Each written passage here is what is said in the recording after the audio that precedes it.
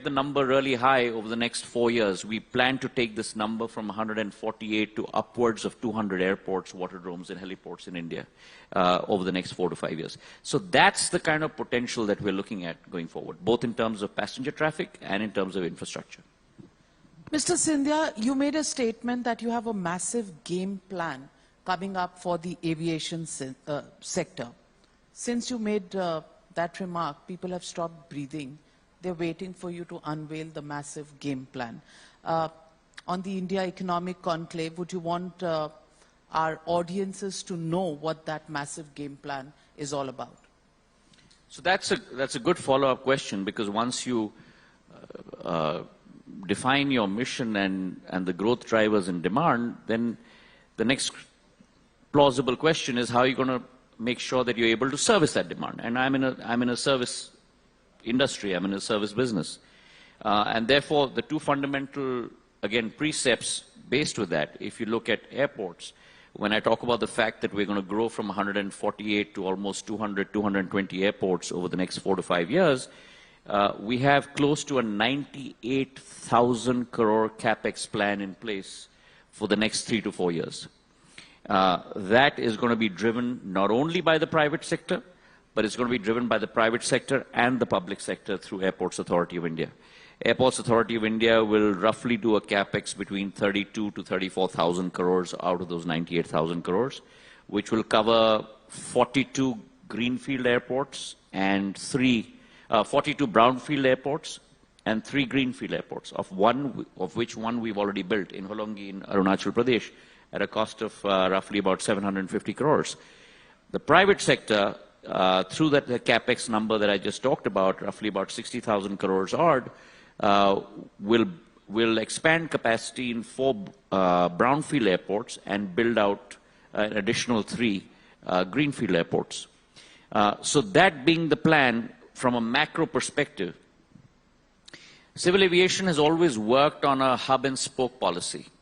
So when you look at both the hubs and the spokes, we've got 6 metros in our country. Our current throughput capacity in our 6 metros, which is Bombay, Delhi, Kolkata, Hyderabad, Bengaluru, Chennai, those 6 metros are roughly about 220 million throughput on an annual basis. In the next 3 to 4 years, that throughput on these 6 airports, including Jewar and Navi Mumbai, which are coming up, will go to a 425 million. So those are the numbers that we're talking about. Delhi Airport today services roughly about 70 million passengers. We're going to grow that number to 109 million by the end of this year with a new 4th terminal and a new runway. It's going to become one of the largest airports in the world today, even beyond Atlanta. That's the kind of scale that civil aviation is going to grow at. When you look at aircrafts, because you've got to have aircrafts that when you're expanding airport capacity, we had roughly about 400 aircrafts in 2013-14. We've grown that fleet by almost 75% to 700 aircraft. And my rough back-of-the-envelope number for the next 5 to 7 years is this 700 should easily go to 1,200 or 1,400. So you're going to have a huge increase in your fleet capacity. And mind you, when I talk about fleet capacity and I talk about airports, we're not only talking about big cities, tier 1 cities in India. It's our initiative to take civil aviation to tier 2 and tier 3 cities. And therefore, last mile connectivity for me is extremely important. So I'm not only concentrating on international traffic, on Airbus and 737s, but also sub-20-seater aircrafts. Your Cessna Citations, your smaller aircraft. Looking at helicopters in terms of last mile connectivity into northeast areas, into hilly states, into Jammu and Kashmir. Through Udan, we are bringing about a new round. We did Udan 4.2, which looked at only small aircraft and helicopters, close to about 186 routes. Udan 5.1, which I'm going to bring out in the next couple of months, will again look only at helicopters. Because taking last mile connectivity down to the grassroots level is one of the PM's most important projects, which we're going to make sure that we deliver on for all our people across the country. Mr. Scindia, let me now ask a Aam Aadmi question. And we have a viewer who has sent us a question who says that Delhi to Leh tickets today cost 52,000 rupees and Delhi to Paris, 56,000 rupees. Now, do you think there's any comparison between the ticket prices, especially to some of these routes, which are skyrocketing all the time, and passengers in low-cost airlines, so-called low-cost airlines, have to shell out a huge sum? So first, let me add a caveat and say that civil aviation is a deregulated sector, okay? And the last thing that Navika, you, I'm sure, would be auguring for is to start regulating a deregulated sector, because then for all the years that you've been in this business, you'll be going in reverse gear from what you've been advocating throughout your career. But that being said, I think still Maybe the regulator needs a nudge? Sorry? Is the regulator looking at these prices? Do they need a nudge? Because these are questions people are asking. Correct. So the point that I was trying to make to you, and I'm going to try and make that point once again, is that we are a deregulated sector, right? In 1993, in fact, my father brought in open sky policy, as you well recall, and we deregulated the civil aviation sector. So there is no regulator for pricing of fares. But having said that, I think it's important to understand the dynamics across which this industry works. And there are two dynamics that are in play today. One, very clearly, the civil aviation sector and the industry is a seasonal industry. So you have high points, which start in festive season in October. So October through Jan is high season for this industry. Then you go into a lull, starting Jan until April, May, when the summer season kicks in and holidays and all of that sort of season starts, which is what we're going through right now. And therefore, you have high demand that steps in again, which then peters off prior to monsoon. So A, we are a seasonal industry, and therefore there are crests and troughs from a demand point of view.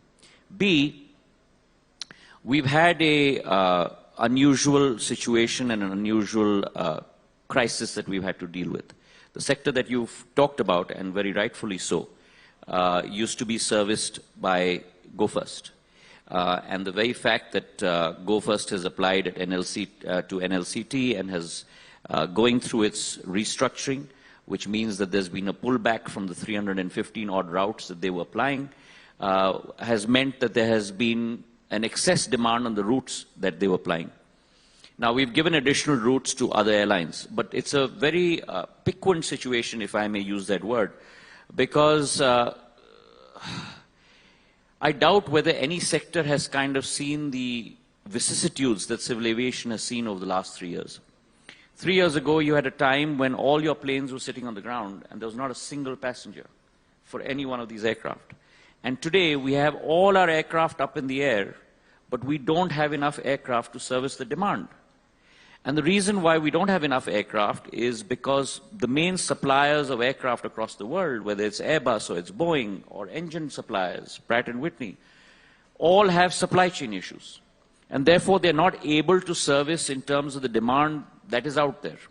Now, one of the main reasons that we have this kind of piquant situation is also because of the supply chain issue with regard to Pratt & Whitney. But having said that, I have put together a group as we speak in the last couple of days. We are doing our analysis in-house on a lot of these routes. One of the two airports that have been, or two destinations, if you will, that have been affected the most by this unusual event is one, Srinagar, and the second is Pune, slightly Ahmedabad. And we're doing a full analysis on this. And we will speak to our airlines to make sure that fares are within a certain level, and we will try our best. But it's a issue that has been created due to an unforeseen demand-supply imbalance, which was not the case last year. Mr. Scindia, the deregulated sector, as you say, petroleum is also deregulated. But it's often seen, and I can give you statistic information, I can send it across to your office, that whenever there are elections around the corner, somehow the deregulation goes on hold, and then just post-elections, the deregulation comes back. Are we waiting for elections? I don't think you can compare civil aviation and petroleum, to be very honest, because even though We've done away with APM. There is, at the end of the day, most of the refining companies and the E&P companies, exploration production companies, are still under the government's ambit. There are no carriers today apart from Alliance Air, which has 16 ATRs or 22 ATRs that are within the ambit of government. So we are truly a deregulated sector, even though when we had Air India under our fold, there was no regulation on ticket pricing. And that has been the case through successive governments, whether it was our government or a Congress government or maybe a third front government or so on and so forth. But having said that, as I mentioned to you, that it's something that is on my table, it's something that is being analyzed today, and in the next couple of days, once that analysis comes through, and where you see a great degree of volatility between, let's say, 14-day pricing or 30-day pricing and one-day pricing, we shall certainly speak to the airlines, but as you are also well aware, the industry goes through something called an RBD, which is Reservation Bucket Designators, and this is an international practice. And if you and I book a ticket, let's say 30 days down the road, you will get it at rock bottom prices. But if it is a spot ticket, which is for tomorrow, then there is a high degree of volatility, whether you look at international travel, domestic travel. Internationally, that is the practice. Point one. Point two, you also have to understand, Navika, and this is not directly related to your question, but it's important.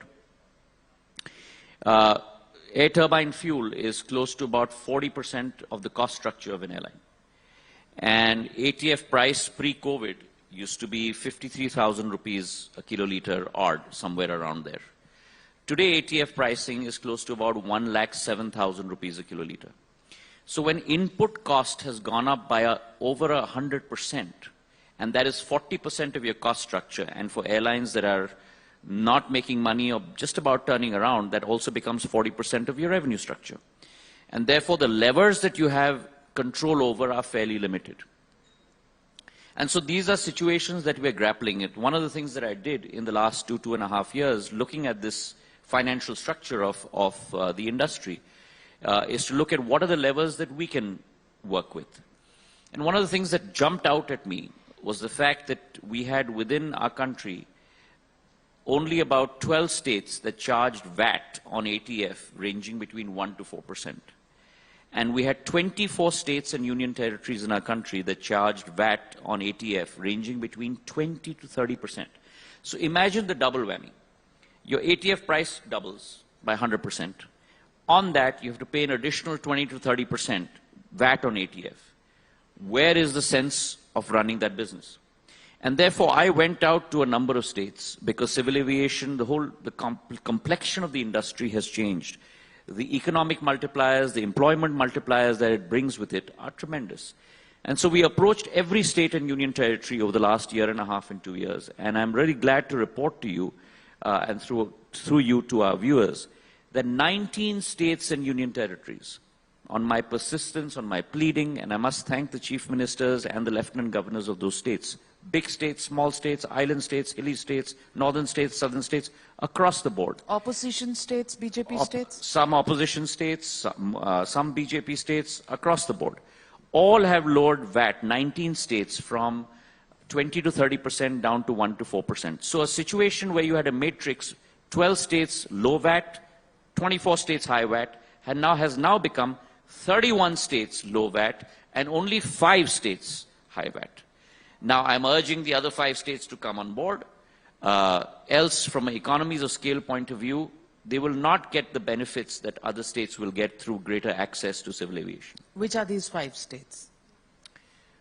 Delhi to start with, West Bengal, Tamil Nadu, Assam, and we have one more. I'm missing the name of the 5th, but 5 states in all.